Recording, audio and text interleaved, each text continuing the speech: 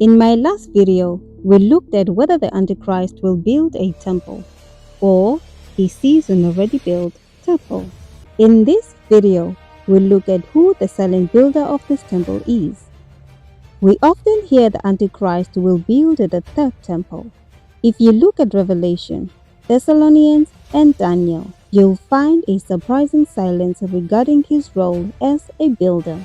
The Antichrist being a temple builder comes from our Bible teachers. There are three physical temples the Bible spoke of: Solomon's temple, Ezekiel's temple, and Daniel's temple. Because of the tribulation, our Bible teachers came up with the Antichrist temple. In Daniel 9, the temple was built during the 69 weeks of restoration. It was destroyed in the 1 week of the 70 weeks in 70 AD by Titus Flavius, when he was general of Emperor Vespasianus, his father. The scripture says the army of the prince destroys the temple, and that's exactly what happened in 70 AD. When Jesus appeared to John in Patmos, Domitian was emperor. The temple was long destroyed by his brother in 70 AD, yet Jesus showed John a vision of a temple that must stand again. This temple is functioning with worshippers and the altar. The outer courts are given to the Gentiles, who trample on the holy city for 42 months. During this time, the Lord sends his two witnesses to prophecy.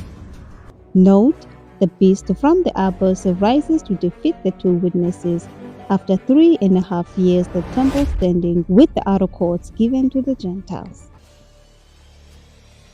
The silent builder of this temple is tied to the restoration of the 12 tribes.